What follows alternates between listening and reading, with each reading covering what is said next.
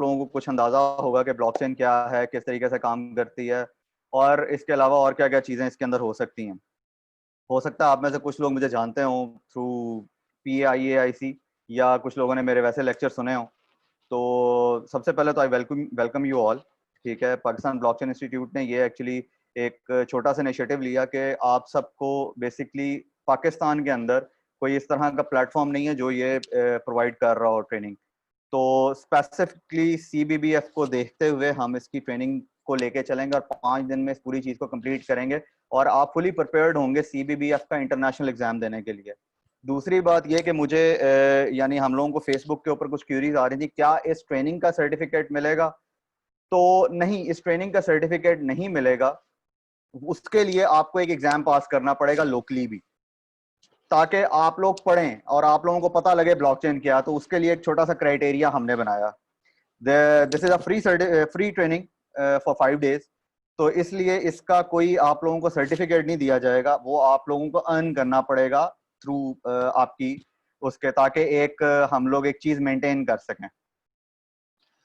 Sir इसकी recording मैं available करवा दूंगा आप लोगों को, so please actually irrelevant talk हम ना करें तो बहुत ज्यादा मुनासिब है, क्योंकि टाइम थोड़ा है और मुकाबला बहुत सख्त है। ठीक है, so let me share my screen.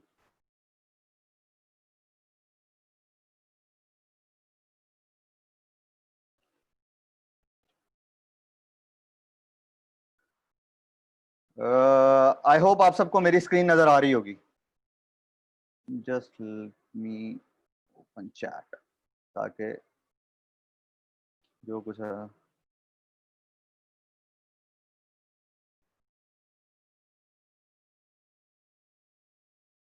Okay, that's great.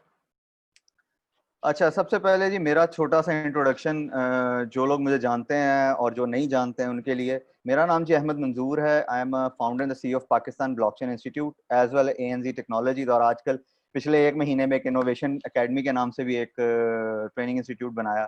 ठीक है, जिसके अंदर हम ब्लॉकचेन के अलावा बाकी सारी चीज़ों को देख रहे हैं। मेरा कोई 20 साल का एक्सपीरियंस है ICT इंडस्ट्री का, जिसमें मेरा मेन फोकस हमेशा से नेटवर्क्स रहा है। और पिछले 2.5 साल से मैं तकरीबन ब्लॉकचेन पे काम कर रहा हूँ, उसका चीज़ें उस पर यानी उसकी ट्रेनिंग्स दे रहा हूँ और सब कुछ कर रहा हूँ। उसके अलावा मैं PIIC में पढ़ाता हूँ blockchain. Then I am actually only certified accredited trainer from blockchain training alliance, जो कि इस टाइम पाकिस्तान में अवेलेबल है, और सिक्योरिटी का सर्टिफाइड प्रोफेशनल ब्लॉकचेन का आर्किटेक्ट हूँ। और सिस्को की कुछ बहुत सारी सर्टिफिकेशन जो इस तरह की थी नेटवर्क से रिलेटेड मैंने की हुई थी। तो तकरीबन आज से 2-2.5 साल पहले तक I was the most certified person in Pakistan. फिर कुछ अपना करने की सूझी तो इस साइड पे चल पड़े। मेरा छोटा सा इंट्रोडक्शन ये है। मैं आप सबसे इंट्रोडक्शन लेता, लेकिन एक्चुअली उसका टाइम नहीं है अभी। ठीक है, तो अभी हम लोग शुरू करते हैं इस बात को। और सबसे पहले हम लोग स्टार्ट करेंगे ब्लॉकचेन बेसिक से, ताकि आप लोगों की एक बेस बन जाए कि ब्लॉकचेन है क्या और हम आगे की तरफ किस तरीके से इसको लेके चलेंगे। सबसे पहले कुछ बात कर लेते हैं मिसकॉन्सेप्शंस की। जब भी मैं किसी जगह पे जाता हूँ सेमिनार देने या किसी भी जगह जाता हूँ लेक्चर देने, तो सबसे पहला क्वेश्चन ये आता है कि ब्लॉकचेन क्या है। कि जब भी ब्लॉकचेन की बात की जाती है, फरमान साहब मेरी बाकी सबको आवाज आ रही है?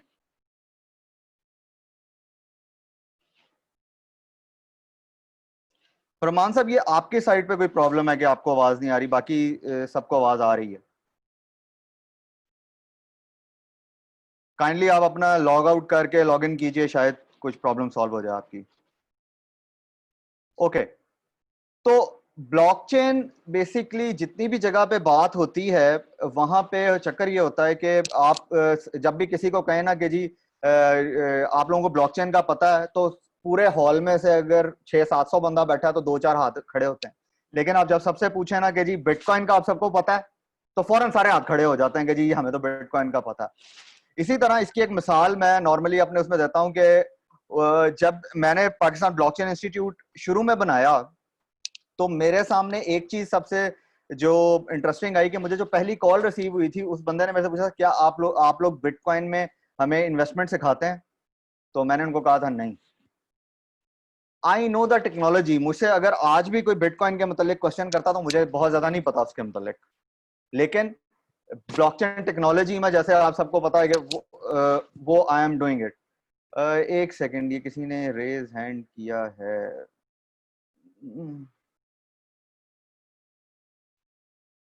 ओके,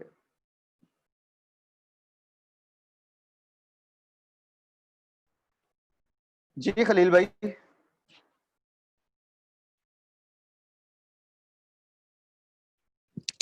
खलील भाई मुझे आपकी आवाज नहीं आ रही।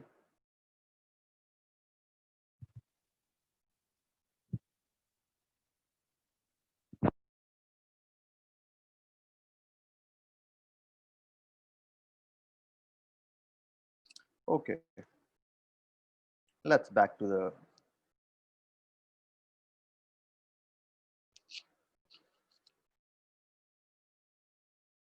ओके। मैं कुछ देर तक क्वेश्चंस नहीं लूंगा बिकॉज हमें 1 घंटे में चीज खत्म करनी है और उसमें डिस्कशन बहुत ज्यादा है। तो मैं हम कल कुछ, या आप लोगों के आज के क्वेश्चन में कल ले लेंगे, ठीक है? अच्छा, दूसरी तो इसलिए एक चीज याद रखिएगा कि ब्लॉकचेन बिटकॉइन नहीं है यार। Who is doing this?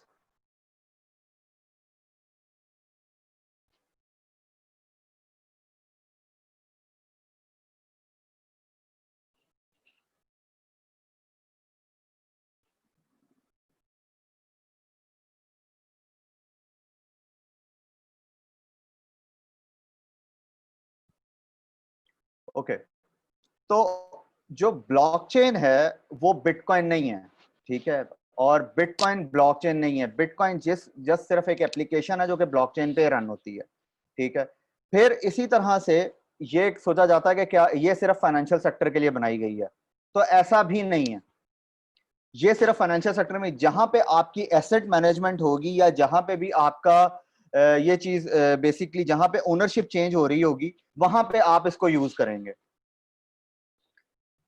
इसी तरह जैसे सप्लाई चेन में इसकी एक बहुत बड़ी वो बन सकती है, केस स्टडी बन सकती है। अभी आगे चल के हम इस पे बात करेंगे जब केस स्टडीज का टॉपिक आएगा, which will be last day I think, ठीक है?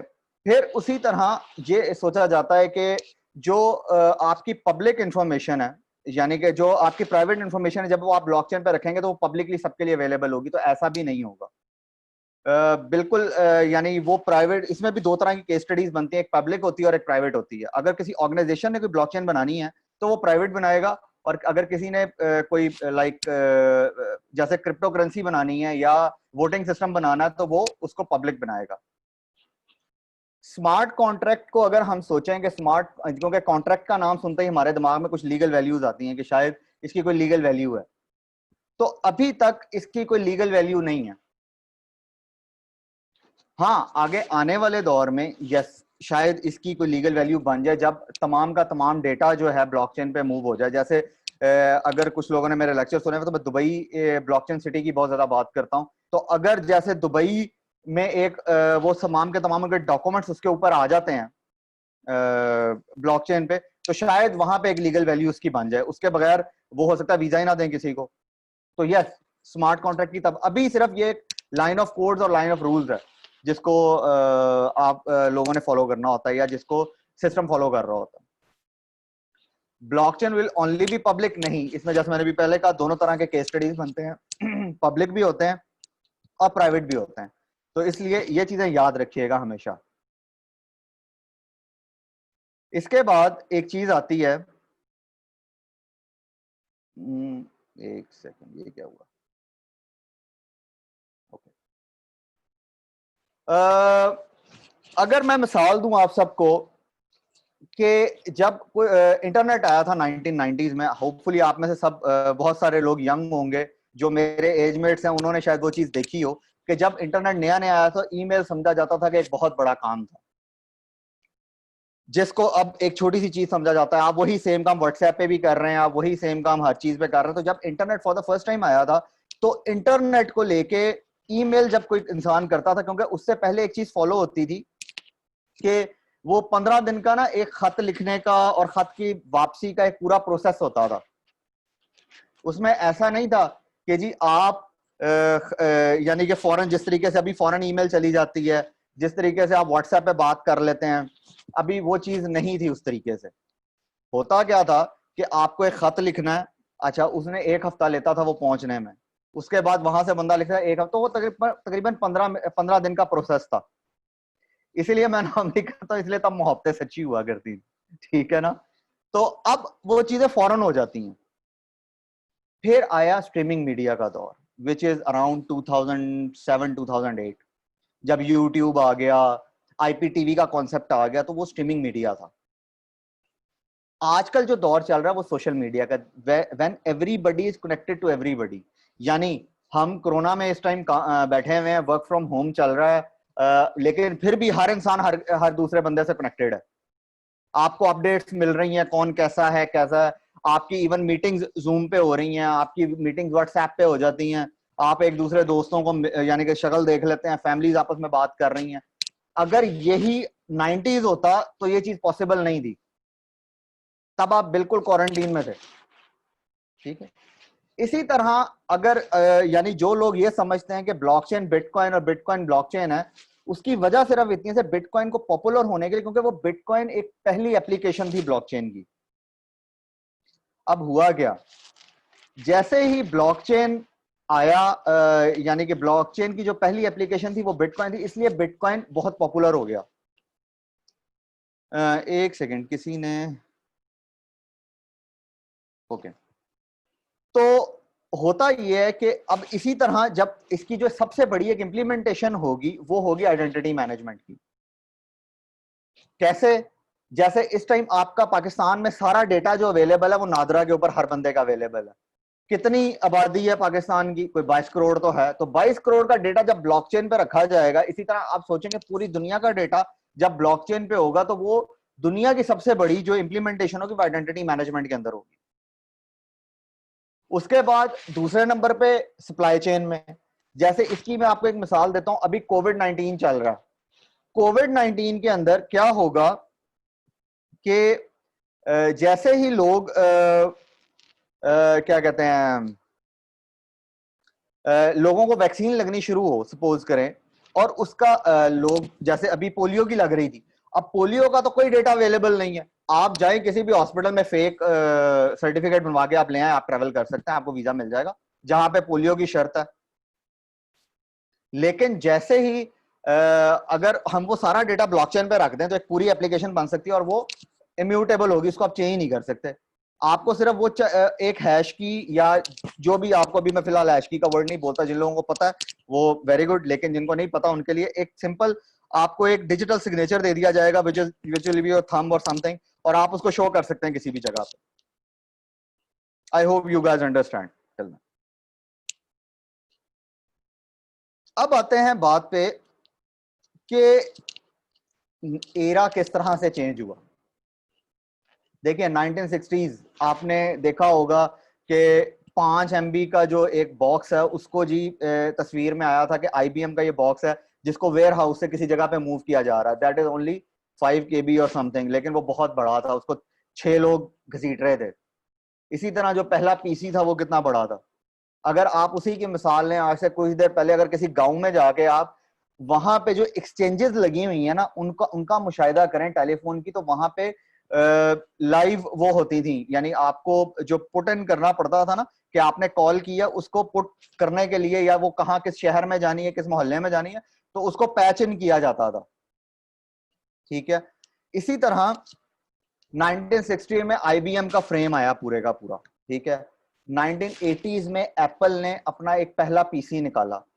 ये सारी चीजें देखें हम लोगों के लिए जानना क्यों जरूरी है, क्योंकि आप लोगों, ये सारा मटेरियल अब तो यूट्यूब पे अवेलेबल है, जाके स्टीव जॉब्स की वो वाली जो है आप वो सुने, जो इस तरह की बातचीत है, जो उसने 1980s में जब उसने एप्पल 2 निकाला था, तो उसने किस तरीके से उसको मार्केट किया था। ये आप लोगों के लिए जरूरी है एज ए टेक्नोलॉजिस्ट, ताकि आपको पता हो कि किस तरीके से रेवोल्यूशन लाई जाती है। अच्छा, फिर 90s का एरा आया, जो मैंने पहले बात की थी, इंटरनेट का एरा। इंटरनेट फैला, ठीक है। पहले ईमेल करने के लिए बहुत ज्यादा प्रॉब्लम होती थी।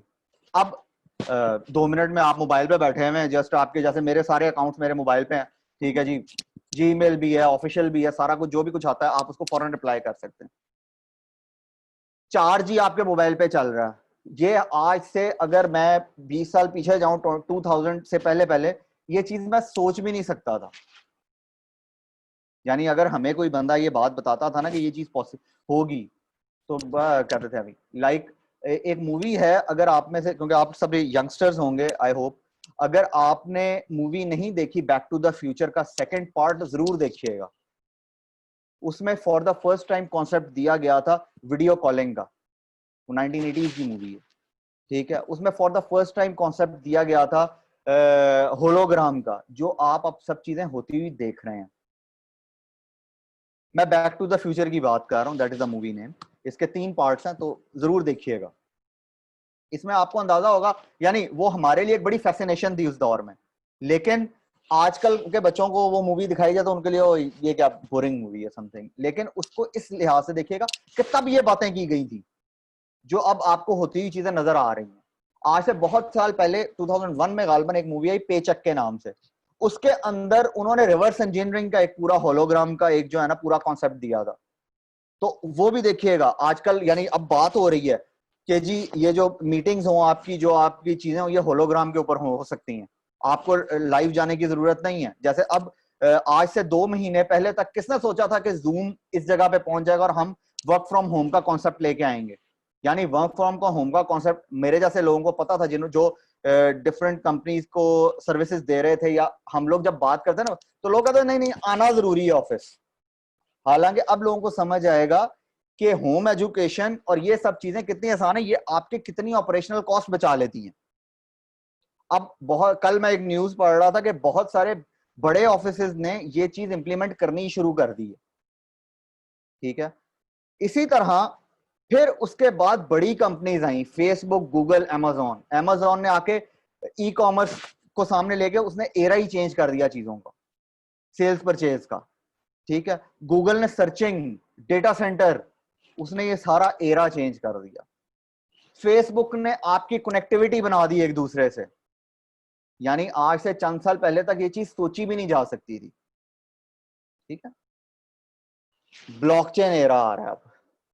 मैं हमेशा बात करता हूं कि बाकी तमाम टेक्नोलॉजीज चेंज होती जाएंगी टाइम के साथ साथ।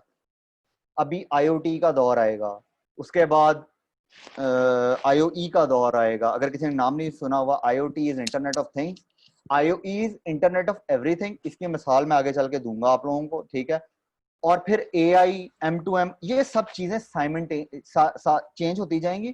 और ब्लॉकचेन इंटरनेट की तरह साइमल्टेनियसली चलता जाएगा, एक इंटरनेट के ऊपर ओवरले टेक्नोलॉजी की तरह, वो साथ साथ चलेगा हमेशा, ठीक है। यहां तक आई होप आप सबको बात क्लियर होगी।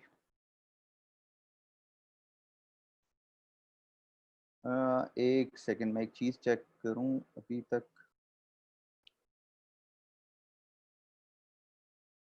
ओके,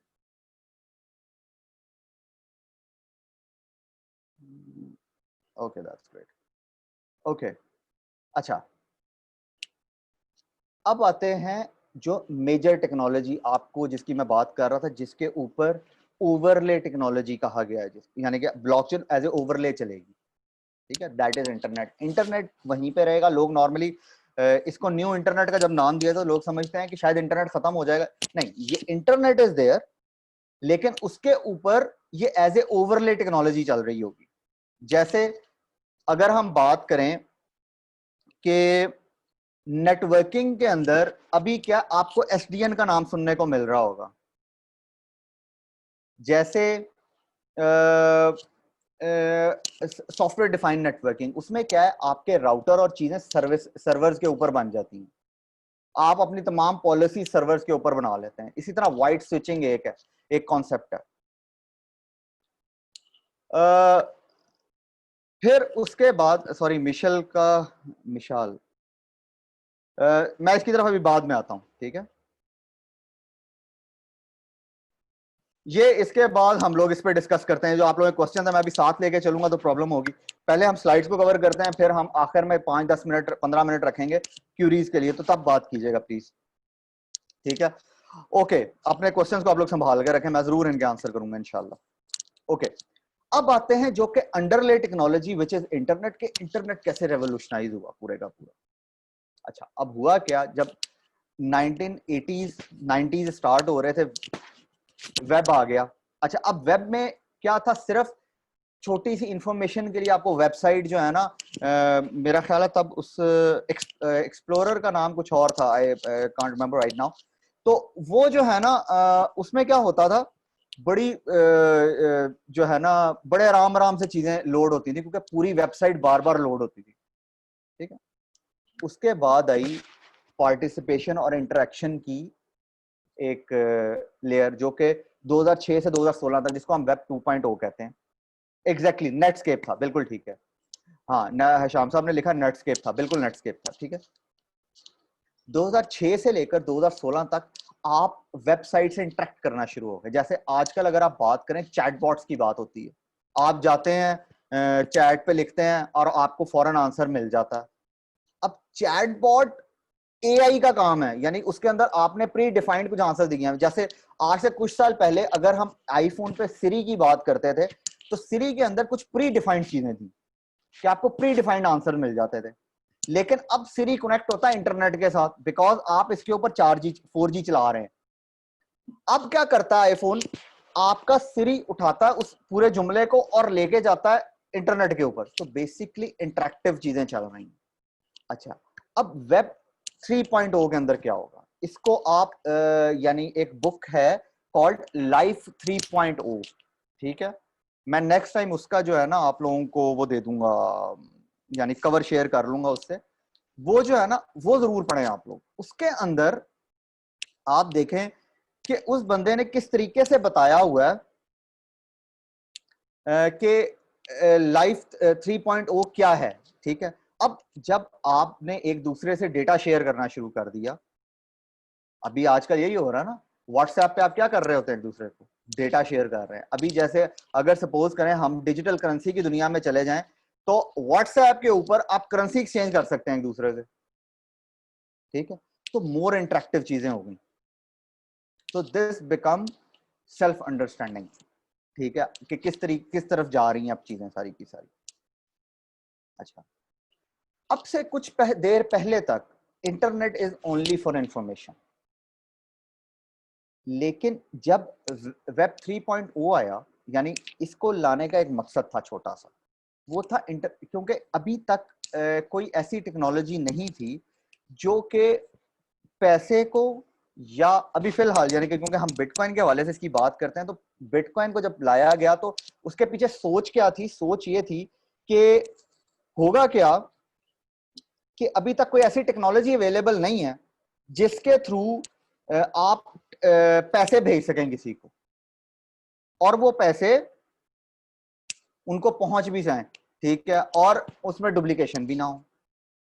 इसलिए इसको कहा गया इंटरनेट ऑफ वैल्यू, कि अब वैल्यू इसके अंदर ऐड हो गई। जाहिर है, money is value, right, data is value. जैसे अभी आजकल बहुत ज्यादा आपने देखने को फेसबुक पे और बहुत ज्यादा चीजें मिल रही, जो कि आज से इकोनॉमिस्ट मैगजीन ने चंद साल पहले का उनका कवर था कि डेटा इज न्यू ऑयल। अब आज देख रहे होंगे ऑयल सस्ता होता जा रहा है, data is going to be expensive, ठीक है। यहां तक आई होप आप सबको बात क्लियर होगी। ये बैकग्राउंड था, बेसिक्स थी। अभी हम आगे की तरफ चलते हैं, ब्लॉकचेन के अंदर अब हम एंटर होंगे। आई होप यहां तक आप लोगों को चीजें क्लियर हैं।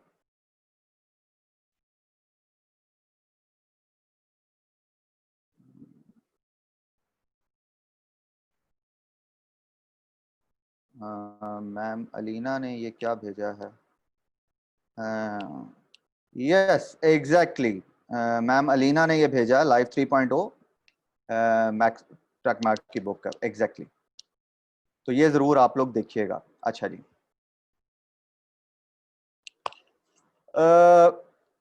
अब चलते हैं ब्लॉकचेन में। अच्छा, सबसे पहले ये समझिए कि ब्लॉकचेन की जिन चीजों के ऊपर ब्लॉकचेन खड़ा है, अच्छा टेक्नोलॉजी में वो 3 पिलर्स हैं सिर्फ, लेकिन अगर हम उन पिलर्स को छोड़ें, कोर प्रिंसिपल्स की तरफ आते हैं, तो वो ब्लॉकचेन के क्या हैं। सबसे पहले इम्यूटेबल डेटा, यानी immutability, trustless network, security, distributed ledger, decentralise and group consensus. इसके ऊपर चल के अभी हम डिटेल में बात करते हैं। इस पूरी ट्रेनिंग का मकसद ये था कि हम इन सारी चीजों को डिस्कस करेंगे। कल को जब आप डिफरेंट चीजों में जाएंगे, लाइक डैप्स बनाने में, और तो आपको जब कोई आपके सामने ये बात करे ना, तो आपको उन चीजों का अंदाजा हो। ठीक है, ओके। ब्लॉकचेन क्या है, इसकी आप खुद एक यानी वो बना सकते हैं, जिसे कहें डेफिनेशन। कैसे? इसकी मिसाल अगर हम ऐसे लें कि एक एसेट मैनेजमेंट सिस्टम है। अच्छा, मैं इसको साथ ही कहता हूं एक ओनरशिप के कन्वर्जन का एक मैनेजमेंट सिस्टम है। अच्छा, एक रिकॉर्ड कीपिंग सिस्टम है। तो ये बेसिकली 3 डेफिनेशन इसकी बन गई। अब मैं इसको कहता हूं एक record keeping asset management system है, ठीक है, जिसके अंदर ओनर का नाम भी शामिल हो रहा होता है। यानी ओनरशिप की चेन, बेसिकली ये सब चेन बन रही होती है उसके अंदर। ठीक है, ये सारा डेटा उसके अंदर एज ए ट्रांजैक्शन अवेलेबल होता है। अभी आगे चल के इसको और डिटेल में पढ़ते हैं, ठीक है, तो आप लोगों को आहिस्ता आहिस्ता चीजें समझ में आनी शुरू हो जाएंगी। अच्छा, अब बात करते हैं टेक्नोलॉजीज की। जो मैंने बात की कि हम बेसिकली ब्लॉकचेन की तीन पिलर हैं जिसके ऊपर पूरा ब्लॉकचेन की टेक्नोलॉजी खड़ी है। सबसे पहले है लेजर, सेकंड नंबर पे क्रिप्टोग्राफी, और थर्ड नंबर पे है पीयर टू पीयर नेटवर्किंग, या हम उसको फिलहाल कहते हैं नेटवर्क टेक्नोलॉजी। अच्छा, अब नेटवर्क टेक्नोलॉजी क्या करती है? होता ये है कि, अच्छा सबसे पहले आते हैं लेजर पे। लेजर आज से 7000 साल पहले for the first time use हुआ था। अभी मैं आगे चल के भी इसकी मिसाल देता हूं कि किस तरीके से लेजर काम करती है या लेजर होता गया। अभी हम आगे चल के इसको और डिटेल में पढ़ेंगे, तमाम कंपोनेंट्स को पढ़ेंगे, ठीक है। तो इसलिए क्वेश्चंस अगर किसी के दिमाग में आ रहे हैं तो अपने पास संभाल के रखिएगा। ओके, अच्छा, फिर उसके बाद आता है cryptography. Cryptography for the first time use हुई सेकेंड वर्ल्ड वॉर में, लेकिन उससे पहले इजिप्शियंस इसको यूज किया करते थे, यानी अपना पैगाम रसानी के लिए। लेकिन अगर उसका सही स्पाइस ने जो यूज करना शुरू किया वो वर्ल्ड वॉर 2 में, ग्रीनविच नाम की खातून थी, गालबन मुझे नाम उनका पूरा नहीं याद, उन्होंने इसको यूज किया था। ठीक है, peer to peer networking for the first time use हुई 1980s में, शुरू में। उसमें क्या हुआ, लड़कों ने, यानी अगर आप में से किसी ने डॉस यूज की हो आज से चंद साल, एक्चुअली उसको कहेंगे कि कुछ देर पहले के लिए, हुआ ये कि डॉस के अंदर ना, आप अगर नेटवर्किंग में हैं और स्विच के थ्रू कनेक्टेड हैं तो आप एक दूसरे को एज ए मैसेंजर पैगाम भेज सकते थे। ठीक है, यानी उसमें कुछ होता था, कोई, मुझे माजरत याद नहीं है, इट्स बिन एजेस, यानी कि मुझे 20 साल तो मुझे नौकरी करते हुए हो गए ठीक है, और उससे पहले जब मैं पढ़ता था तो हम ये काम किया करते थे, तो इट्स बिन एजेस नाउ। तो वो होता क्या था कि आप उसके थ्रू एक दूसरे का पैगाम भेजते थे। तो जो पहला नेटवर्क बना, उसमें उन्होंने क्या किया, आपस में एक दूसरे से कम्युनिकेशन के लिए पीयर टू पीयर नेटवर्क बना दिया, which was on a hub base. तब स्विचेस नहीं थे, जिसकी बेस पे सिस्को कंपनी खड़ी हुई पूरी की पूरी, और नेटवर्किंग दुनिया को पता लगना शुरू हुई नेटवर्किंग क्या है। ठीक है, अब होता क्या है, इसलिए ये पीयर टू पीयर नेटवर्क की यहाँ पे बात होगी। अभी आगे चल के आपको इसका और समझ में आएगा कि ये किस तरीके से हम इसको जो है ना यूज कर सकते हैं। अच्छा जी, अभी जिस तरीके से बात की हमने रूल्स की, ब्लॉकचेन का एक रूल ये है कि उसके ऊपर डेटा जो ऐड हो जाता है वो डिलीट नहीं हो सकता। वो सिर्फ डेटा क्रिएट करता है, अपडेट या डिलीट नहीं कर सकता। या आप उस डेटा को रीड कर सकते हैं, या आप उस पे से डेटा, उस पर डेटा क्रिएट कर सकते हैं, उसके अलावा आप कुछ नहीं कर सकते उसके ऊपर। ठीक है, अब होगा क्या, अब सपोज करें कोई बंदा आता है और उसके अंदर डेटा ऐड करने की कोशिश करता है, तो फौरन से सबको पता लग जाएगा कि ये डेटा ऐड करने की कोशिश कर रहा है। कैसे? सपोज करें एक फोर्ज डिग्री किसी ने ऐड करने की कोशिश की, या गलत जो है ट्रांजैक्शन करने की कोशिश की, तो उसका एक रिकॉर्ड बन जाएगा। अब जैसे ही वो जो रिकॉर्ड है वो किसी और के सामने जाएगा, सपोज करें कंसेंसस के लिए कि जी आप इसको वेरीफाई कर दें, तो बंदा वहीं पे पकड़ा जाएगा। इसलिए वो जो पीयर टू पीयर नेटवर्क बना, वो क्या हुआ, वो सारे का सारा वेरीफायर्स का नेटवर्क था। ठीक है, अच्छा इसकी मिसाल जो एक नॉर्मली मैं देता हूं कि आप इसको ऐसे सोचें कि बार्टर सिस्टम का नाम आप सबने सुना होगा, just right yes if you know. क्योंकि जो लोग मुझे, जिन लोगों ने मेरा कोई लेक्चर लिया, उनको तो ये रटी होगी मिसाल जो मैं देने लगा हूं, ठीक है ना। नो, अच्छा एक आंसर आया नो, नहीं दो आए हैं, ओके। बार्टर सिस्टम होता था जब चीजों के बदले चीजें दी जाती हैं।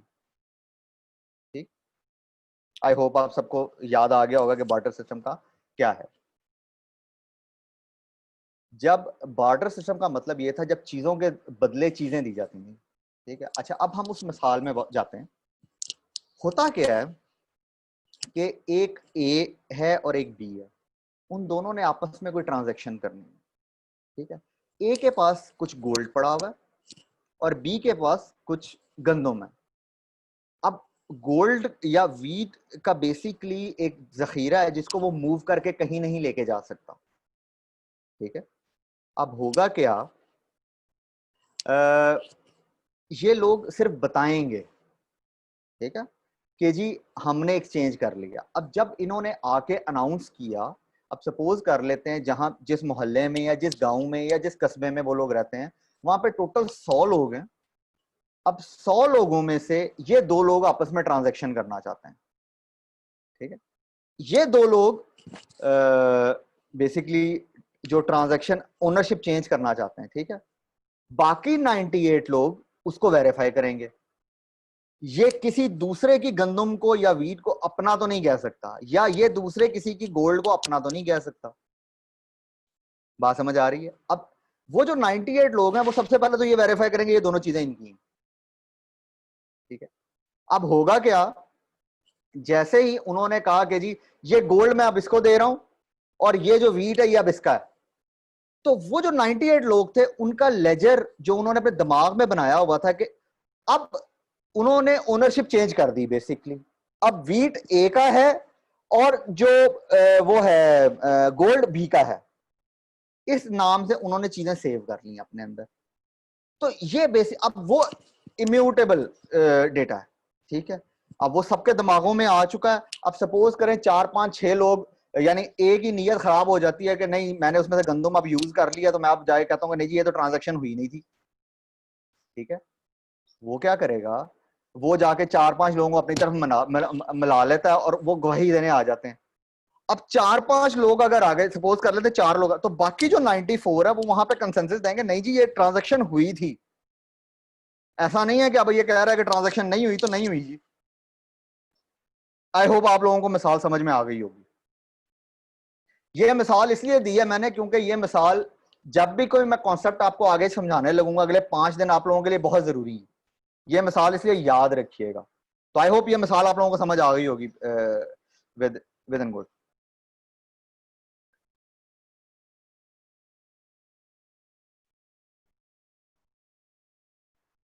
ठीक है, अब वो जो लोग थे ना, जो 94 लोग थे, 98 वो नोड्स हैं। अच्छा मैं इसकी एक और मिसाल देता हूं आपको।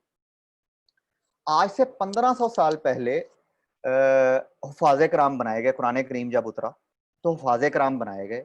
अब हुआ तब से लेकर पिछले 1500 साल से आज तक कितने गलत कुरान करीम मार्केट में लेके आने की कोशिश हुई, लेकिन वो तमाम हुफाज़े कराम खड़े होते हैं और कहते हैं कि नहीं जी ये तो गलत कुरान है, या इसमें ये आयत गलत डाली गई है, या इसमें ये एडिशन है, या इसमें ये डिलीशन है। ठीक है, तो बेसिकली अब वो जो हुफाज़े कराम है वो नोड्स हैं जो कि वेरीफाई कर रही हैं एक डेटे को। ठीक है, तो बेसिकली ये काम ऐसे करती हैं चीजें। ठीक है, तो ये भी एक मिसाल है, इसको याद रखिएगा। अब अगर हम बात करें बेसिक्स की, तो क्रिप्टोग्राफी, कोडिंग और नेटवर्क, बस इन 3 लफ्जों को याद रखिएगा। अच्छा, अभी हम आगे चल के जब इनको डिटेल में पढ़ेंगे तो आप लोगों को ज्यादा समझ में आएगी कि मैं क्या बात कर रहा हूँ। ओके, तो इसलिए ये बस याद रखिएगा ये मिसाल और ये सब कुछ।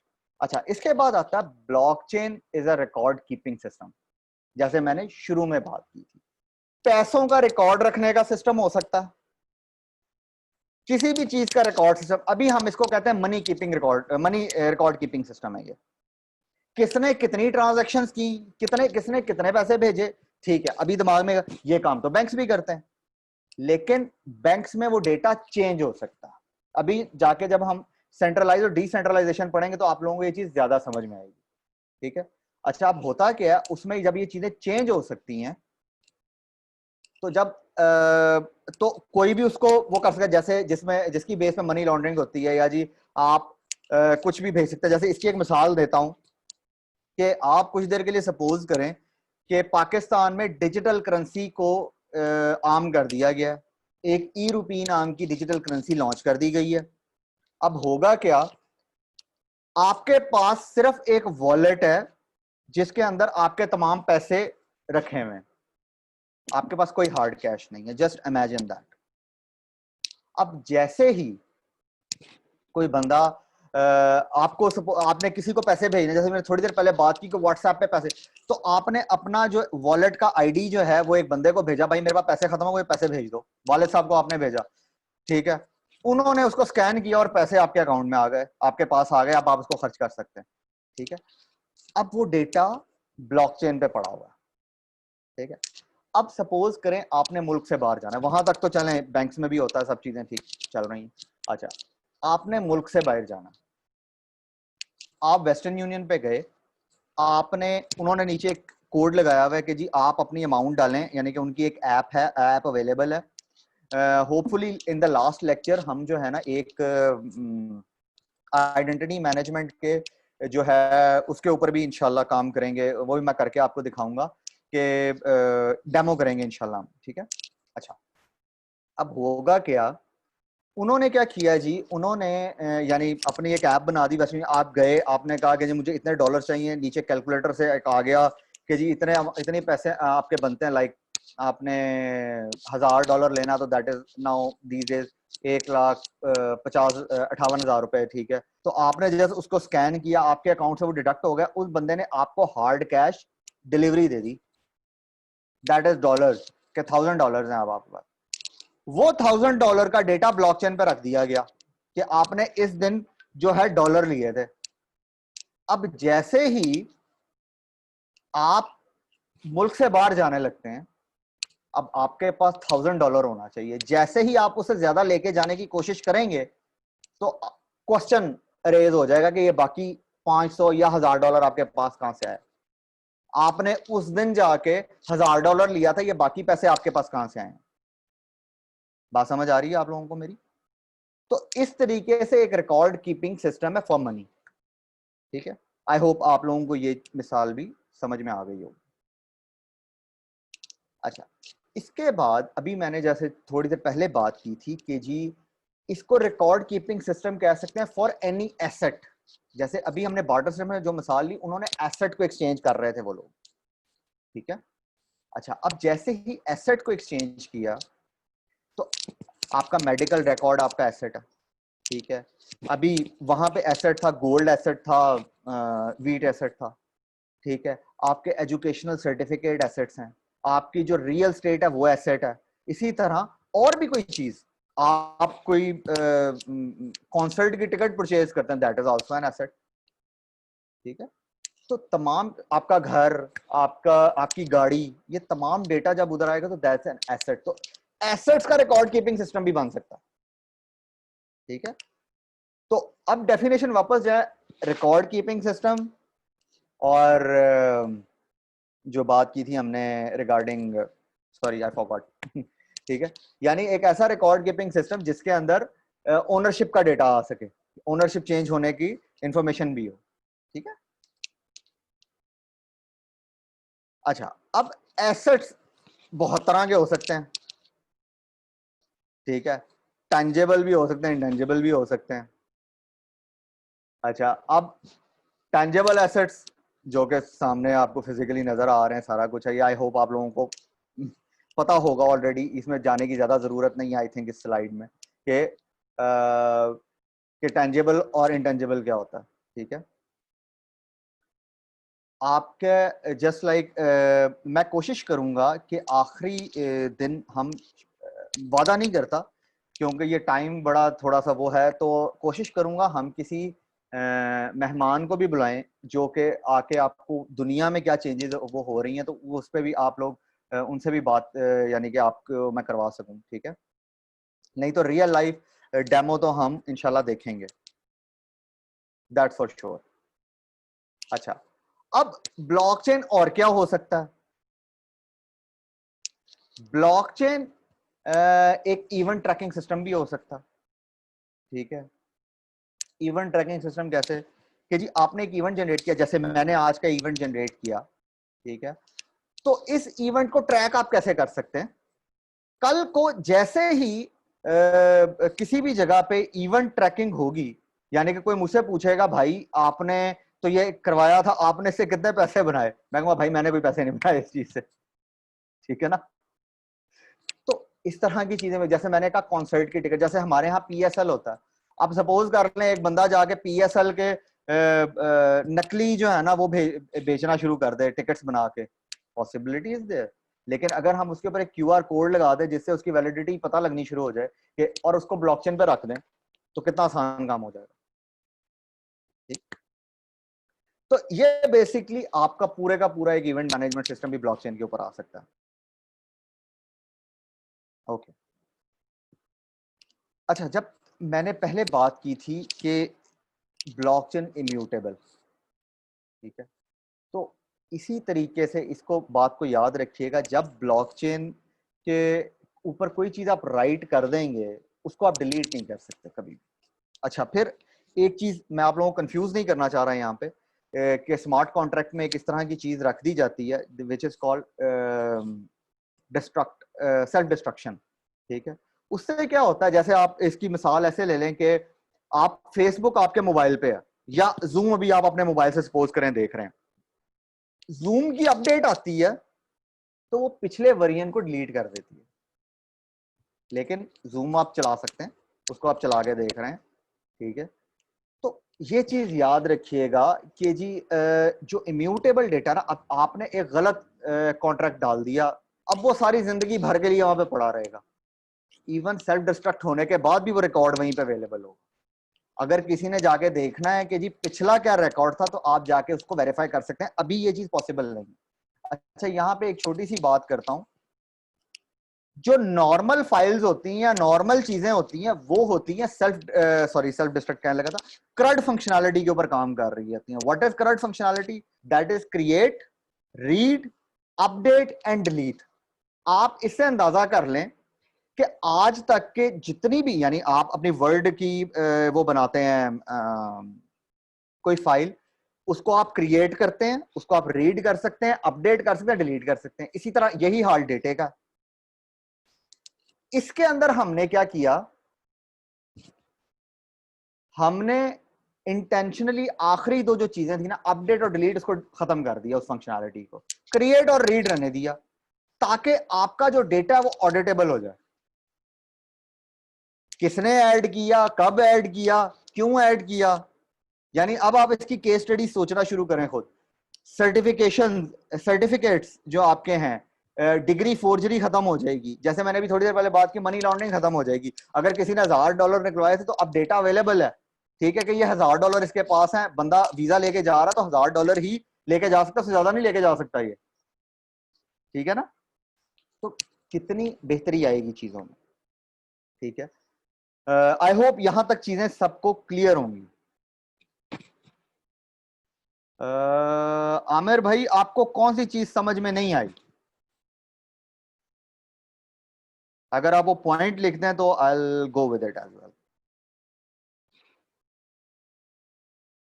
जल्दी लिख दें वरना फिर आगे चलते हैं। Okay, great. अच्छा, अच्छा, ब्लॉकचेन प्रोवाइड्स आइडेंटिटी, अभी थोड़ी देर पहले मैंने बात की, ब्लॉकचेन इज इम्यूटेबल। अच्छा जी, दोबारा से इसको रिपीट कर देता हूँ।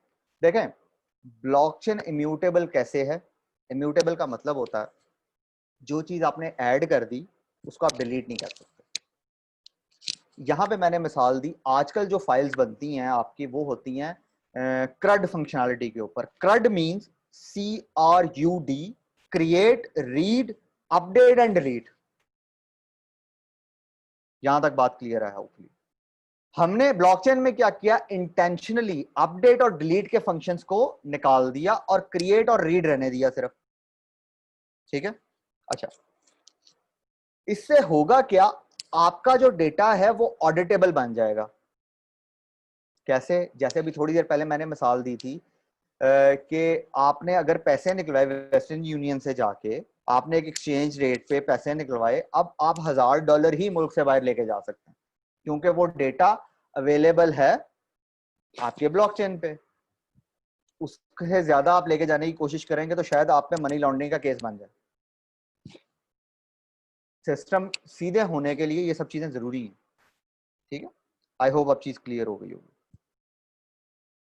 अच्छा, ब्लॉकचेन प्रोवाइड्स आइडेंटिटी कैसे, जैसे मैंने भी थोड़ी देर पहले बात की कि ब्लॉकचेन आपको, जो ब्लॉकचेन पे सबसे बड़ी इंप्लीमेंटेशन होगी दुनिया में वो होगी आइडेंटिटी मैनेजमेंट के ऊपर। अब होता क्या है, आपका हम आजकल आप किसी भी जगह जाएं, बैंक में, पाकिस्तान की मिसाल इसलिए दूंगा, अगर कोई बाहर से है तो वहां पे भी होपफुली इसी तरह से होता होगा कि आप जब जाएं किसी जगह पे, लाइक बैंक के अंदर, वहां पे वो आपसे थंब इंप्रेशन मांगते हैं। ठीक है, अच्छा मेरा ख्याल है तब लोग कम थे। अगर किसी, इसमें ऊपर मैंने लिंक दिया था, अगर किसी ने वो नहीं किया ना, अटेंडेंस नहीं लगाई, तो प्लीज अटेंडेंस मार्क कर लीजिए अपनी, ताकि कल का जो मीटिंग इनवाइट है वो फिर आप सबको आएगा। That's why.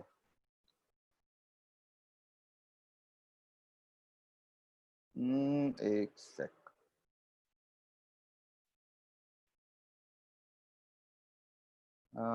यस, ठीक है, सॉरी ये दोबारा, ताकि वो जो है ना आप सबको मीटिंग इनवाइट आ सके। ओके, जी हाँ, exactly just like a property record system.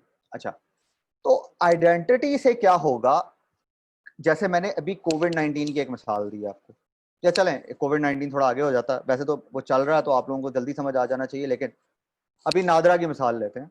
NADRA क्या करता है, आपको एक थंब के अगेंस्ट, आप जब जाके आपने बैंक में जाके वेरीफाई करना, आपने आपका थंब लगाते हैं, ठीक है, उससे क्या होता है, आपको वो आइडेंटिफाई कर देता फौरन कि जी ये बंदा, वो डेटाबेस नादरा से ही उठा रहा होता और आपकी तस्वीर और सब कुछ, ठीक है जी बंदा वेरीफाइड है। लेकिन आजकल तो मैं नॉर्मली एक बात करता हूँ, आजकल तो चाइनीज के पास भी पाकिस्तानी पासपोर्ट कह रहा हूँ, आइडेंटिटी कार्ड हैं। ठीक है, तो ये चीज नहीं होनी चाहिए।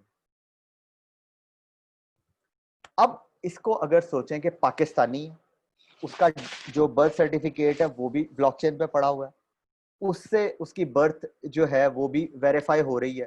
ठीक है, बेशक वो बॉर्न बाय कहीं किसी भी दुनिया का, लेकिन वो ब्लॉकचेन पे पड़ा हुआ है।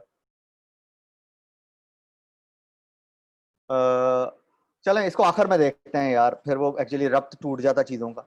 अच्छा, अब क्या होगा बेसिकली, जब आपके, उन्होंने क्या किया, इसके थंब के अगेंस्ट उन्होंने आपको एक ऐसी की जनरेट कर दी which is only for you.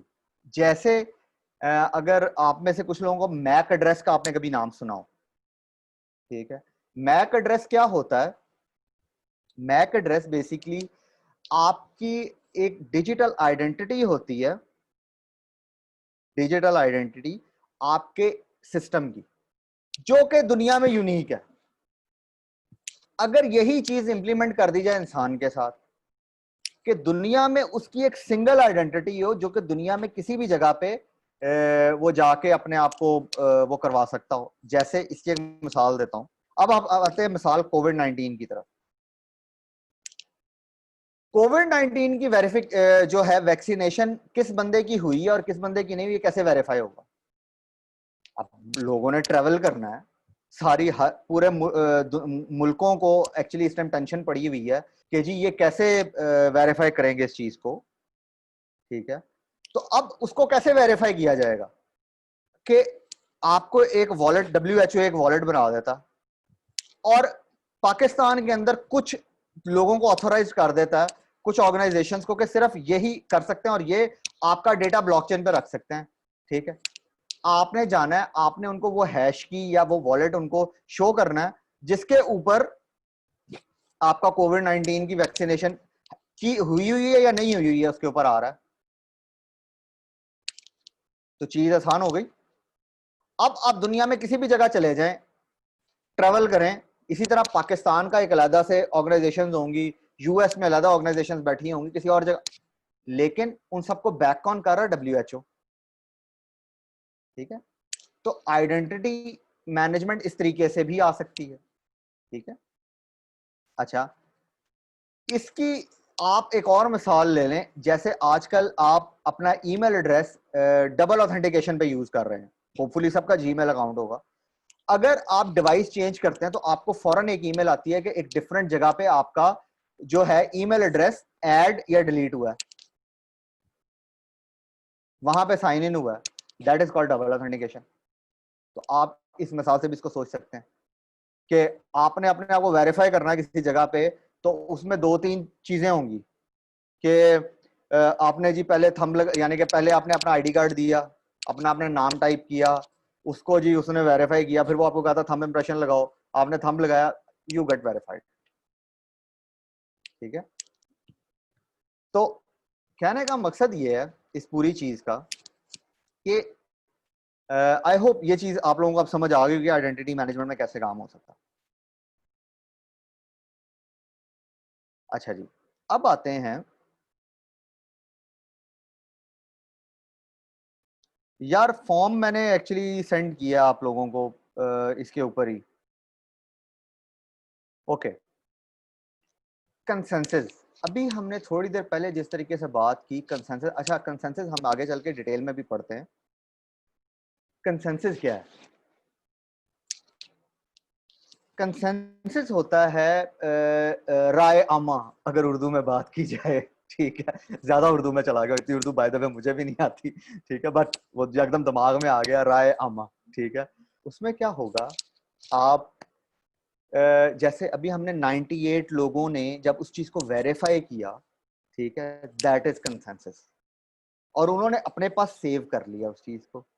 ठीक है, अच्छा, अगर हम पब्लिक नेटवर्क की बात करें फिलहाल, यू नीड 51% कंसेंसस कि कोई ब्लॉक या ट्रांजैक्शन को वेरीफाई किया जा सके या वेरीफाई ऐड हो सके ब्लॉकचेन में। अब 51% का क्या तुक बनती है। वापस जाते हैं बार्टर सिस्टम में, अगर उनमें से 51% लोग ये कह देते हैं ये जो वीट है ये तो इस बंदे की है ही नहीं, ये तो किसी और सी की है, तो वहीं पे कैंसिल, वो इनवैलिड हो जाएगी ट्रांजैक्शन। ठीक है, 51% ने, कम से कम 51% ने वेरीफाई किया कि जी ये जो चीज है ये इसी बंदे की है, ठीक है, ट्रांजैक्शन हो सकती है। ठीक है, तो आई होप आप लोगों को कंसेंसस का चीज समझ में आ गई होगी। ओके, लेजर की तरफ आते हैं। आप एक्चुअली मैंने इसीलिए कहता हूं कि कुछ कई दफा जो है ना होल्ड भी कर लिया करें, क्योंकि आगे चल के ये चीज डिस्कस हो रही होती है। लेजर क्या होता है? आपने दुकानों के अंदर कभी, आप में से कोई बिजनेसमैन होगा या कोई जानता होगा, जब आप शॉप पे जाते हैं ना तो वो एक कागज पकड़ के उसपे वो चीजें लिख रहा होता है, इतने की बिक गई। किसी ने बड़ा प्यारा लिखा था यहाँ पे, खाता। ठीक है, उर्दू में खाता कहते हैं उसको। तो लेजर इज बेसिकली जिसके अंदर इनपुट और आउटपुट का डेटा रखा जाता है। ठीक है, जिसको रिकॉर्ड मैनेजमेंट सिस्टम कहते हैं। बार्टर सिस्टम वाली मिसाल के अंदर उन सब ने अपने दिमागों में उस चीज को बसा लिया, उसको रिकॉर्ड कर लिया। ठीक है, तो बेसिकली वो उनके लिए लेजर था। अगर वो उसको किसी जगह रिटर्न कर लेते तो उनके लिए वो जो चीज थी वो लेजर बन जाती। ठीक है, आई होप यहां तक बात क्लियर होगी लेजर की उसके हवाले से। अच्छा, लेजर और किस तरीके से अभी हम, यानी कि आजकल मैं हमेशा बात करता हूँ सीएस की, एक्चुअली जो अकाउंट्स की फील्ड से हैं उन लोगों को शायद ये मिसाल जल्दी समझ में आ जाएगी। अगर हम ये सोचें कि आज से 1970, आज के जो सीए का बंदा है उसको 1970s में ले जाके खड़ा कर दिया जाए तो शायद वो काम नहीं कर पाएगा, और 1970s से किसी को उठा के हम ले आए और आजकल के दौर में कहें काम करो तो वो काम नहीं कर पाएगा। उसकी एक रीजन है। रीजन क्या है? 70 से जो बंदा चला उसने टेक्नोलॉजी सीखी, अगर वो टेक्नोलॉजी ना सीखे तो वो आजकल के दौर में काम नहीं कर सकता। जैसे मैंने जो रेवोल्यूशन देखी कि पहले एमएस ऑफिस आया, एमएस ऑफिस के बाद उसके डिफरेंट वर्जन्स आए, एक्सेल आया, फिर ओरेकल डेवलपर, सीक्वल आई, फिर ओरेकल डेवलपर आया, और आजकल लोग बीआई की जो बिजनेस इंटेलिजेंस की बातें कर रहे हैं, ठीक है, माइक्रोसॉफ्ट का जो, तो डाटा एनालिटिक्स उसके ऊपर हो रही है। तो बेसिकली ये सारी चीजें जो हैं ये इस तरीके से चल रही हैं। अगर आप आजकल का दौर जो जिसमें नई टेक्नोलॉजी को उसको ले जाके 1970s में बैठा दें, उसका लिखने का शायद उतना एक्सपीरियंस ही नहीं, उतना वो नहीं होगा कि ढूंढ सके कि क्या चीज है। ठीक है।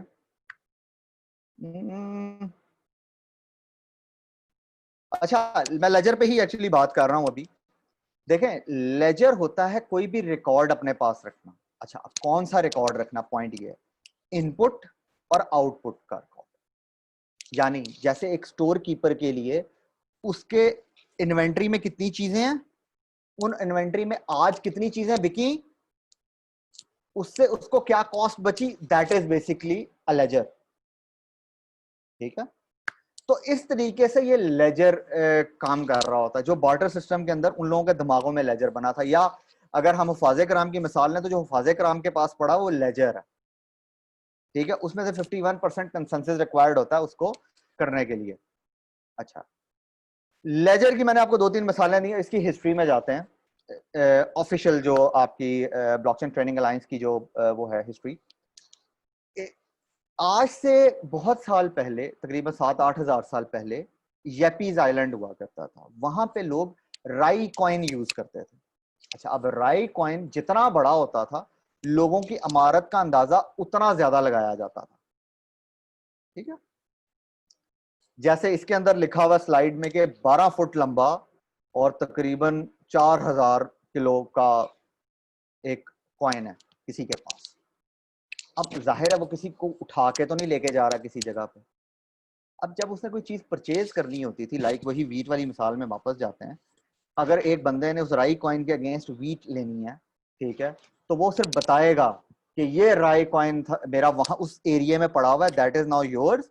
अब जो है ये वीट जो है वो मेरी है। ठीक है।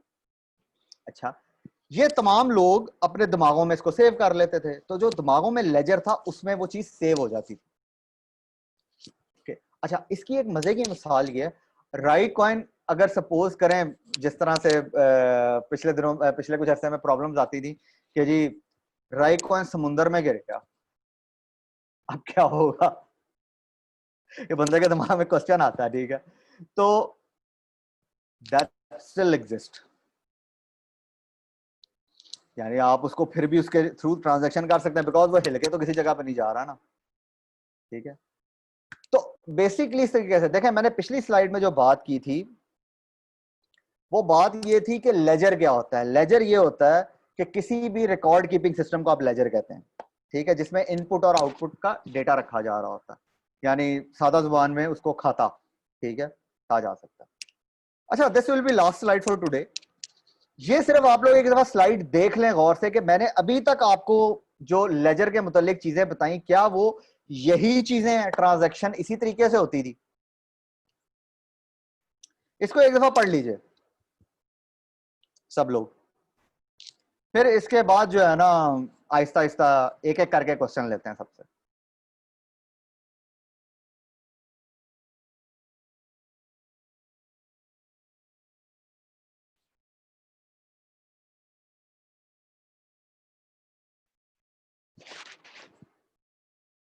Okay, it's clear.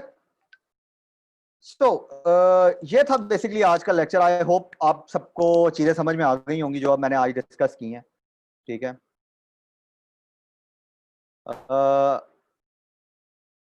नाम क्या है? ओके जी, अजहर भाई आप क्या बात करना चाहते हैं?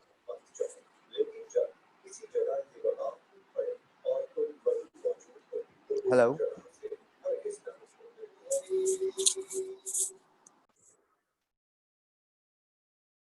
ओके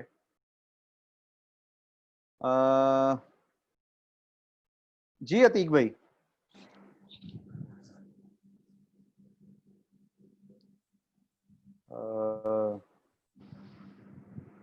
अच्छा, जिसने क्वेश्चन करना है ना वो प्लीज अपना रेज हैंड करे ताकि मुझे वो यहाँ पे नजर आ जाएगा, तो मैं जो है ना फिर उनको क्वेश्चन उनसे कहूंगा कि मुझे बता दें,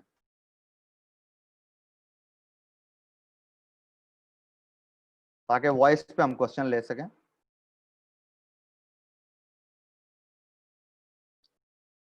आलिया आपका क्या क्वेश्चन है? I have no idea. Let me unmute you.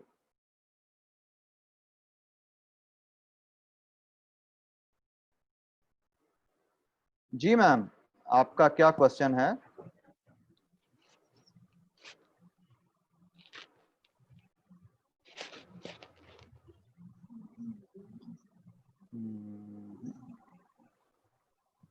अच्छा, मैं सिर्फ 30 सेकंड इंतजार करूंगा। अगर आप लोग क्वेश्चन नहीं कर पाएंगे तो मैं जो है ना फिर आपको म्यूट कर दूंगा दोबारा से। जी मैम, हेलो आपका क्या क्वेश्चन है? सर, मेरा ये क्वेश्चन है कि आपने जो कंसेंसस की बात की, अगर हम ई वोटिंग सिस्टम को ब्लॉकचेन के थ्रू इम्प्लीमेंट करते हैं तो वो चीज़ ई वोटिंग में कैसे आएगी कंसेंसस वाली? किस तरह की देखिए, एल्गोरिथम्स यूज हो सकती हैं? देखें इस टाइम जो है काफी सारे एल्गोरिदम्स चल रहे हैं। ठीक है, बाय द वे आप अपना एल्गोरिदम भी, मैं तो नॉर्मली पाकिस्तान सबको यही एक्चुअली वो करता हूँ कि design your own algorithm for that. ठीक है। अच्छा, अब उसमें डिफरेंट तरह के एल्गोरिदम्स आ सकते हैं। यानी आप प्रूफ ऑफ वर्क तो ऑब्वियसली यूज नहीं करेंगे। ठीक है, ऑब्वियसली क्योंकि सर, वो यस सर। कंप्यूटेशन, हाँ वो कंप्यूटेशनल पावर बहुत ज्यादा लेता है। तो हम्म। इसके लिए आपको रिसर्च करनी पड़ेगी that you need power, proof of capacity. अभी हम आगे चल के जब कंसेंसस पे बात करेंगे तो आई थिंक आपको इस चीज का आंसर मिल जाएगा। ठीक है, तो प्रूफ ऑफ, अभी मैं वो सारे नाम लेना शुरू कर दूंगा तो जिनको लोगों को बिल्कुल नहीं आइडिया वो परेशान हो जाएंगे। ठीक है, तो ओके सर। वैसे मैं आपको बता देता हूँ कि वोटिंग सिस्टम का बहुत से आसान हल बन सकते हैं इसके। यानी आपको एक ऐसा कंसेंसस एल्गोरिदम बना लें जो कि आपके लैपटॉप से वेरीफाई कर सके, जो कि सिर्फ इलेक्शन कमीशन जिनको इजाजत दे वो कंसेंसस उसके ऊपर दे सके, तो इट्स पॉसिबल। ओके। है ना? बाकी आगे चल के हम पूरा वोटिंग का जो है ना केस स्टडी इंशाल्लाह डिस्कस करेंगे। तो okay stay sir, connected. Thank you. जज़ाकल्लाह।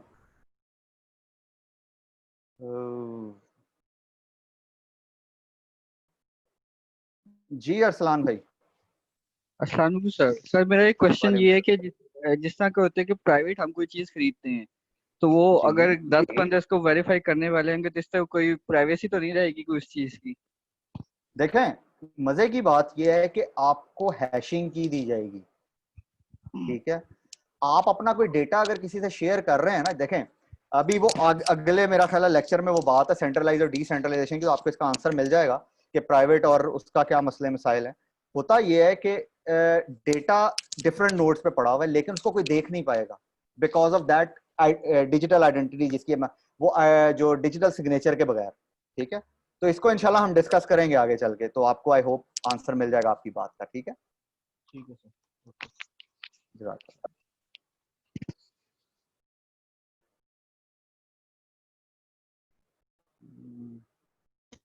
जी आबिद भाई।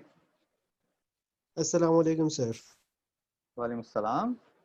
सर मेरा क्वेश्चन यही था कि अगर ये ब्लॉकचेन सारा डेटा सेव करता है तो इसके लिए तो जी डेटाबेस बहुत बड़ा रिक्वायर्ड होगा।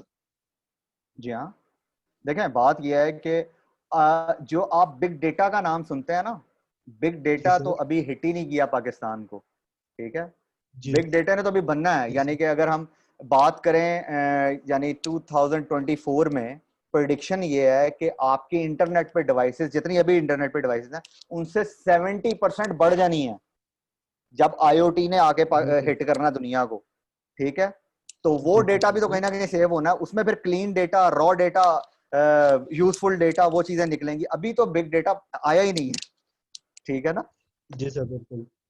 ठीक है ना? तो वो ऑब्वियसली वो बहुत ज्यादा चीजें होंगी, लेकिन उसके लिए उसी हिसाब से डेटा सेंटर्स भी बनेंगे, सब चीजें होंगी। अभी तो आहिस्ता आहिस्ता देखें, अभी डेटा सेंटर्स बन गए हैं, हर एरा जी सर। डिफरेंट तरीके से चल रहा है। पहले था कि लोग जो है ना अपने यानी आप मैंने जब अपना कैरियर स्टार्ट तो नहीं कहना चाहिए, यानी कि मैंने फ्लॉपीज का दौर देखा हुआ है, ठीक है? उसके बाद मैंने जो पहली यूएसबी परचेज की थी वो 32 MB की यूएसबी थी, ठीक है ना? अब जी सर आप बिल्कुल। लोग 1 टेरा की भी लेके फिर रहे होते हैं, ठीक है ना जी? बिल्कुल, तो बिल्कुल। ये चीजें इसी तरीके से चेंज होनी है, जी सर। ठीक है? जी ठीक सर। है सर और जी, इसके अलावा तो ये एक बहुत बड़ा नेटवर्क भी बन जाएगा, मतलब है कि अभी बिल्कुल हम ऐसा यहाँ ही है। पाकिस्तान में जैसा कोई हम्म, चीज यहाँ से हम ट्रांजैक्शन कर लेते हैं तो स्पेन जाके वहीं पर भी वो रिकॉर्ड शो होगा। बिल्कुल ऐसा ही है, बिल्कुल ऐसा ही है। वो जिस तरह कोविड-19 की मैंने अभी बात की कि वो दुनिया भर में माना जा रहा होगा, ठीक है? जी सर बिल्कुल। तो ये इसी तरह से ठीक है नेटवर्क सर। बहुत बढ़ जाएगा, बहुत सारी चीजें बढ़ जाएंगी इंशाल्लाह, ठीक है? ठीक है sir, thank you so much sir. जज़ाक जज़ाकल्लाह। ओके जी, अली भाई। सर इन अ नटशेल आप ये बताइए कि ब्लॉकचेन मतलब अपकमिंग रिकॉर्ड कीपिंग टेक्नोलॉजी है, ये रिकॉर्ड कीपिंग में यूज हो सकती है। और एक आपने टर्म यूज किए थे आईओई, और दूसरा जी, कुछ था, वो क्या थे वो बताएंगे आप? आईओटी, आईओटी एक है और एक इंटरनेट ऑफ थिंग्स, ठीक है? जब चीजें आप एक आदमी से बात करनी शुरू कर देंगी, ठीक है? ये अभी आगे चल के ना 1-2 लेक्चर्स में इसकी मैं एक प्रॉपर मिसाल दूंगा आप लोगों को, तो आपको ज्यादा जल्दी समझ में आ जाएगी चीज। और internet of everything, that is जब चीजें चीजों से बात करनी शुरू हो जाएंगी, ठीक है? जाहिर है ये सारा सही टाइम है। आना है, फिर उसके बाद एआई आएगा, आर्टिफिशियल इंटेलिजेंस। तो इसके ऊपर हम चल के ना इंशाल्लाह डिटेल में बात करेंगे इंशाल्लाह ताला, ठीक है? ठीक है सर, ठीक है, शुक्रिया। जज़ाकल्लाह।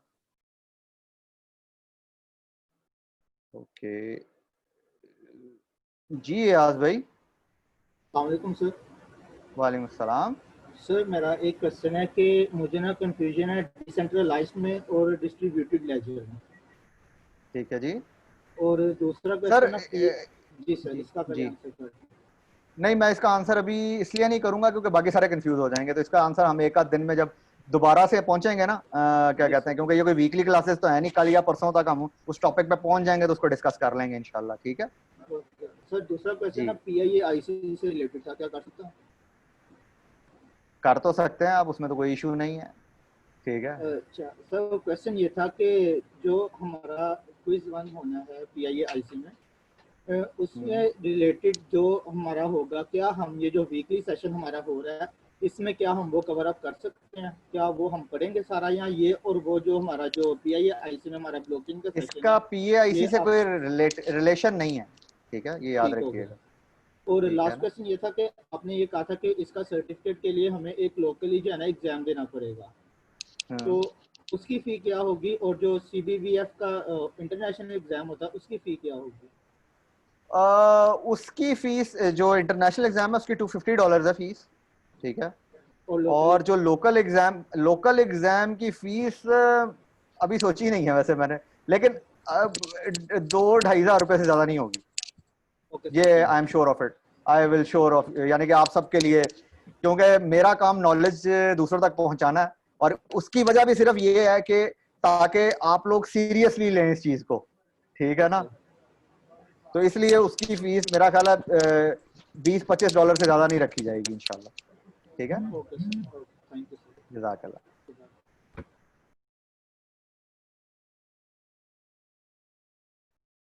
अ, जी साद भाई। आप ब्लॉकचेन की डेफिनेशन रिपीट कर सकते हैं? सर ब्लॉकचेन की डेफिनेशन जो है बड़ी मल्टीपल तरह की बनती है, ठीक है? मल्टीपल कैसे कि एक रिकॉर्ड कीपिंग सिस्टम है, ठीक है, जिसमें ओनरशिप का डेटा भी आ रहा होता है, ठीक है? ये अभी हमने हेलीकॉप्टर व्यू पे बात की है। जो जो हम आगे चलते जाएंगे, by end of this course आप खुद इस काबिल हो जाएंगे, आप ब्लॉकचेन को खुद डिफाइन कर सकें किसी के साथ भी, ठीक है? ओके, जज़ाकल्लाह। जज़ाकल्लाह।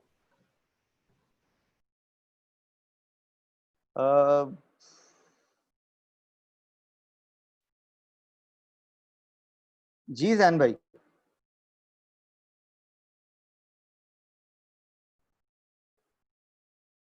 मुझे जैन भाई की आवाज नहीं आ रही।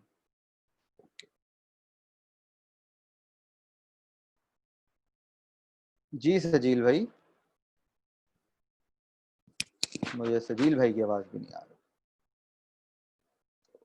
जल्दी जल्दी क्वेश्चंस लेते हैं और फिर इस सेशन को ख़त्म करते हैं। जी हसनैन भाई। जी अस्सलाम वालेकुम सर। मेरा वालेकुम सलाम। क्वेश्चन है, जैसे ब्लॉकचेन इम्यूटेबल में आपने बताया था कि डाटा हम चेंज नहीं कर सकते, लेकिन उधर डाटा ऑडिटेबल में से मुझे कंफ्यूजन है, उस पॉइंट की मुझे समझ नहीं आई, तो वो काइंडली देखें, रिपीट कर दें। ऑडिट करना क्या होता है डेटे को? एडिटेबल नहीं, ऑडिटेबल। ऑडिटेबल ऑडिटेबल मैं वही कह रहा हूं, एडिटेबल नहीं है ये डेटा, ऑडिटेबल है। जी ऑडिटेबल का मतलब ये है कि चेक किया जा सकता है पीछे जाके, ठीक है। ऑडिट कर सकते हैं ना आप डेटे का, ठीक है। हाँ जी बिल्कुल। जी जी एडिटेबल नहीं है, यानी कि आप शायद दोनों को कंफ्यूज कर रहे होंगे, ठीक है। एडिटेबल नहीं नहीं है, नहीं ऑडिटेबल है, ठीक है। ठीक है ठीक। Thank you. ठीक है, जज़ाकल्लाह।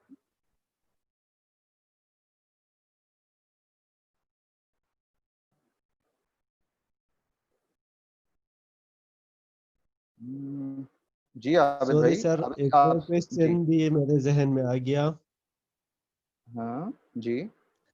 सर मैं ये पूछ रहा था कि साइबर सिक्योरिटी के लिहाज से तो ये एक बड़ा थ्रेट नहीं होगा, क्योंकि एक यूजर का डेटा हर जगह से एक्सेस हो सकता है ग्लोबली, किसी भी जगह सर पे इस जाए पे वहां ये पे। जो क्वेश्चन है ना, ये आगे जाके जो है ना, एक्चुअली आप लोगों को इस चीज़ की ज़्यादा समझ में आएगी। ये आप काफ़ी आगे जी की सर। बात कर रहे हैं, ठीक है। तो हम तब जी चल के सर। इसको डिस्कस करते हैं। और जो लोग क्वेश्चन कर चुके हैं, प्लीज़ वो दोबारा एक्चुअली वो ना करें। उसकी वजह यह कि बाकी सबको क्वेश्चन कर लेने दें, ताकि मैं सबके क्वेश्चन ले सकूं, ठीक है। अरसलान भाई, मेरा ख्याल है आपने भी क्वेश्चन कर लिया हुआ है, आई थिंक।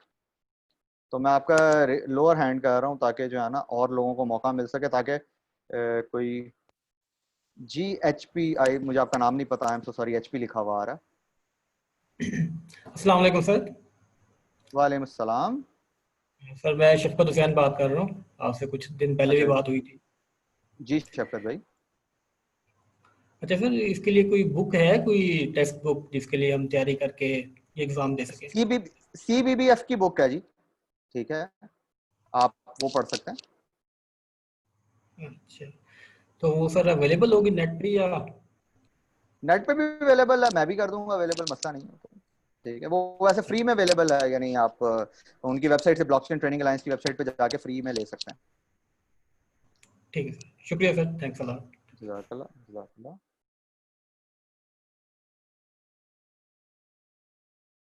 जी सजील भाई, सजील भाई की आवाज मुझे फिर नहीं आ रही।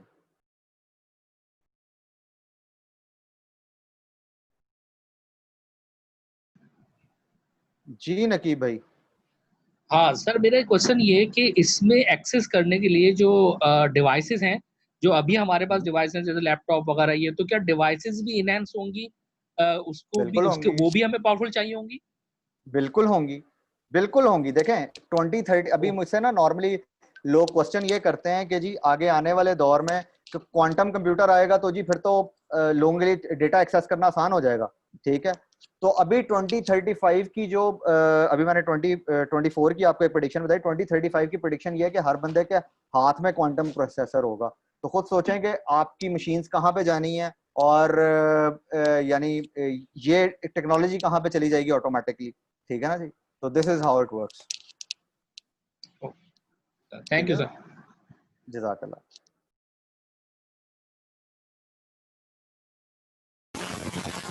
जी जैन भाई।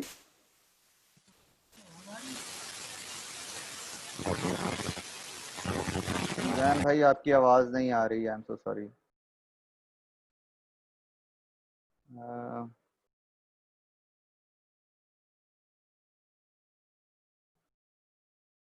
जी मोमिन भाई। अस्सलाम वालेकुम। वालेकुम अस्सलाम। सर ये क्वेश्चन था, जैसे अभी जितनी भी टेक्नोलॉजीज मतलब आती हैं दुनिया भर में, या कोई भी एक नया प्लेटफॉर्म इस्तेमाल करते हैं पब्लिक अवेयरनेस के लिए या पब्लिक बेनिफिट के लिए, तो कोई डिसएडवांटेज है इसका ब्लॉकचेन का, या अभी अब तक हमने पिछले 12 साल में या 15 साल में कोई इसके डिसएडवांटेजेस देखे इन टर्म्स ऑफ बिटकॉइन या कोई भी, हम अगर हम बात करें किसी भी लेवल पे? देखें, इसका एक डिसएडवांटेज सिर्फ इतना सा है कि जब आपने स्मार्ट कॉन्ट्रैक्ट लिखना है ना, बहुत ध्यान से लिखना है, क्योंकि अगर उसमें कोई गड़बड़ हो गई तो पूरा नेटवर्क आपका बैठ जाएगा। और एक छोटा सा इशू ये चल रहा है कि स्केलेबिलिटी का इशू है फिलहाल इसमें, ठीक है, जो कि लोग रिजॉल्व कर रहे हैं। जैसे अभी बात की, वो मुझे उनका नाम नहीं याद, उन्होंने कि जी कंसेंसस एल्गोरिदम जो है वो बेहतर से बेहतर बनाए जा रहे हैं, ठीक है, तो वो आपको लिखने पड़ेंगे और बेहतर बनाने पड़ेंगे। आई लव टू सी कि जी कोई पाकिस्तान में कंसेंसस एल्गोरिदम लिख रहा हो, ठीक है जी, इंशाल्लाह। Thank you sir, thank you, बहुत शुक्रिया।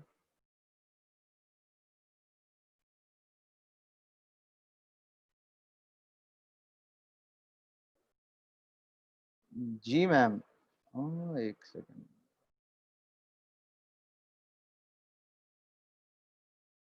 जी मैम। सर अस्सलाम वालेकुम। वालेकुम सलाम। सर हमें ये क्वेश्चन करना था कि ब्लॉकचेन के साथ IoT का भी कोर्स रखना जरूरी है क्या?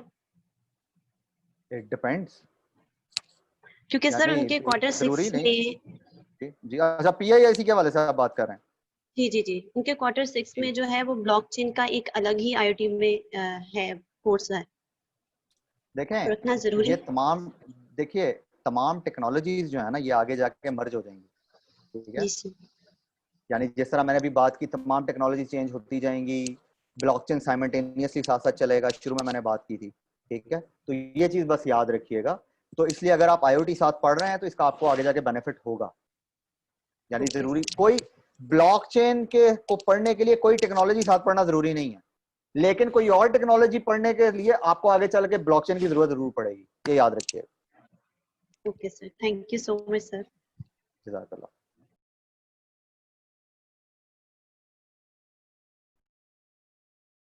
ओके जी, अरसलान भाई। वालेकुम सलाम। वैसे ये है कि जो डाटा हमारे डिजिटल डाटा, क्या वो DNA में स्टोर हो सकता है और इसका ब्लॉकचेन में इसका क्या रोल हो सकता है? Sorry, come again. जो डाटा होता है हमारा डिजिटल डाटा, वो ह्यूमन DNA में स्टोर हो सकता है? क्योंकि टेक पे मैंने देखा कि वीडियो, उसमें बताया था कि हमारा जो डाटा है वो सर्वर से हटकर अब DNA के अंदर स्टोर हो सकता है, एक छोटी सी बोतल के अंदर जो कि हमारे हाथ में है, तो उसमें ब्लॉकचेन का फीचर होगा। देखें, ये तो आगे आने वाले चीजें हैं, जब हम केस स्टडीज डिस्कस करेंगे ना तो इंशाल्लाह आपको इसका आंसर मिल जाएगा। सो वेट फॉर इट, यानी 4-5 दिन इंशाल्लाह आपको इसका आंसर मिल जाएगा कि डेटा कहाँ पे जाएगा, ठीक है। तो डोंट बी कंफ्यूज, यानी कि चक्कर ये है कि अभी कंफ्यूज ना हो। अभी ये 5 दिनों के लिए it's kind of a roller coaster. आज का एक्चुअली लेक्चर काफी लंबा हो गया, ठीक है। तो बेसिकली हम लोग जो है ना अभी आगे चल के जब केस स्टडीज डिस्कस करेंगे तो आपको ये चीज समझ में आ जाएगी ऑटोमेटिकली, ठीक है। जज़ाकल्लाह।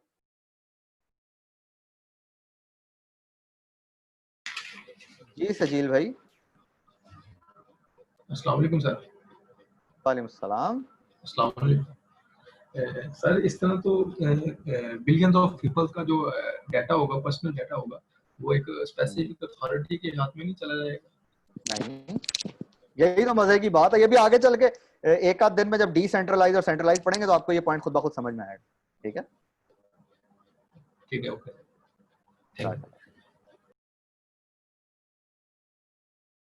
अच्छा, मैं एक और क्वेश्चन, अच्छा ये ओके, 2-3 क्वेश्चन चलें बस भैया। अभी जितने लोगों के हाथ खड़े मैं सिर्फ इनके क्वेश्चन लूंगा और मैं किसी और क्वेश्चन नहीं लूंगा, ठीक है, ताकि अभी जो है ना 12 बजने लगे हैं और मैंने नमाज पढ़नी है एक्चुअली। अच्छा जी, उजैर भाई। अस्सलाम वालेकुम। वालेकुम सलाम।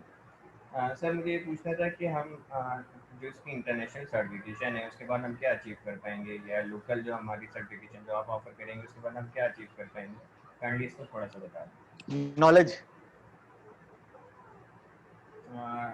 इससे ज्यादा बेहतर मैं आपको इसका जवाब नहीं दे सकता। ठीक है ना, यानी इफ यू कंसिडर इट कि जी आप ये कर लेंगे तो ब्लॉकचेन पे फौरन जो है ना आपको जॉब मिल जाएगी, बाय द वे 6 तारीख को मेरा एक और मैंने सेमिनार रखा हुआ है, तकरीबन शायद 3 बजे रखवाया हुआ है, ठीक है, जो कि कैरियर के ऊपर और यूज केसेस के ऊपर है। तो अगर आप में से कोई इसको ज्वाइन करना चाहता है तो उसके टिकट्स भी गालबन इवेंट ब्राइट पे अवेलेबल हैं, तो आप जाके वो भी सुन लीजिएगा कि आपको पता लग जाएगा कि कहाँ पे आपका कैरियर जाएगा आगे। ठीक है, राइट। ठीक है, जज़ाकल्लाह।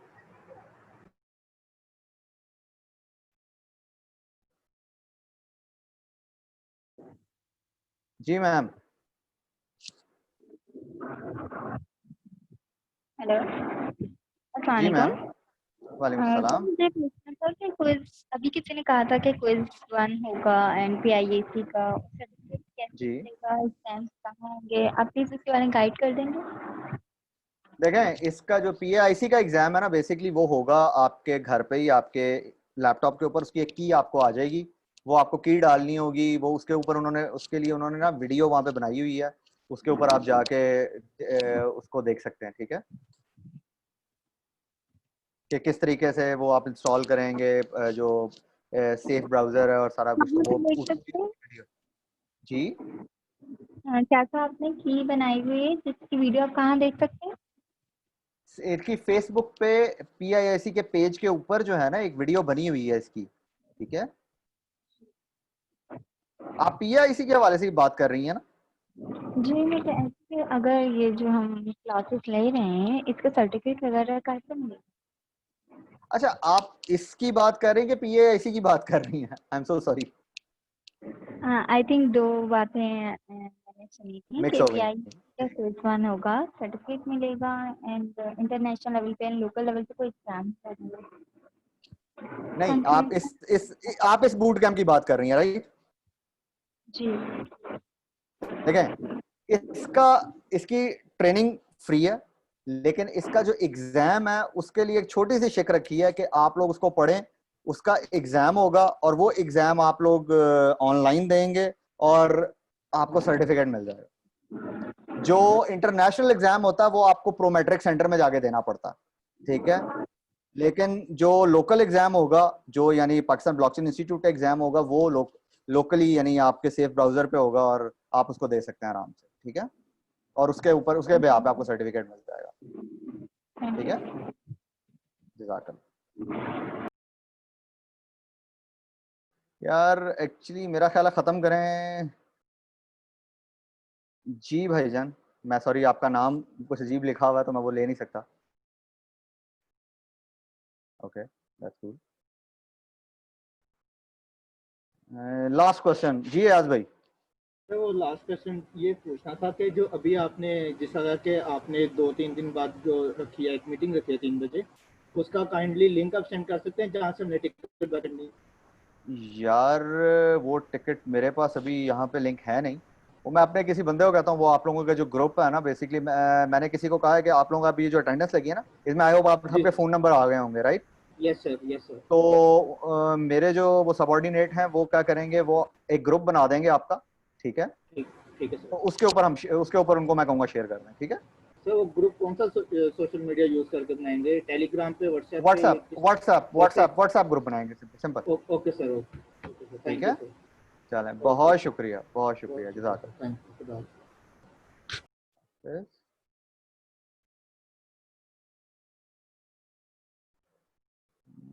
लास्ट क्वेश्चन सर, ये सर मैं आपको अनम्यूट नहीं कर पा रहा हूँ। जी सर। अस्सलाम वालेकुम सर, कैसे हैं आप?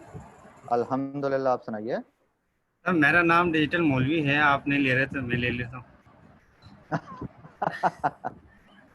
ठीक है sir, that's up to you sir जी। मुझे जरा अजीब लगता है इस तरह कहना, तो इसलिए नहीं लेता। असल में मैं बताऊं, मेरा जो असल नाम है फेसबुक पे we are mutual on Facebook, Iqbal trainer. अच्छा, और डिजिटल मौलवी, मैं मौलवियों को डिजिटल बना रहा हूँ, तो that's why I call myself as a digital मौलवी।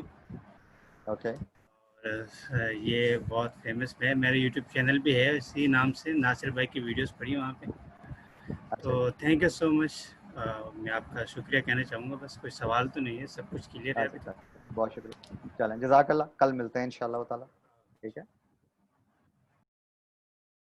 चलें गाइस, इसको करते हैं ख़त्म आज and will hopefully see you all tomorrow इंशाल्लाह। ठीक है, टेक केयर एंड अल्लाह हाफिज़।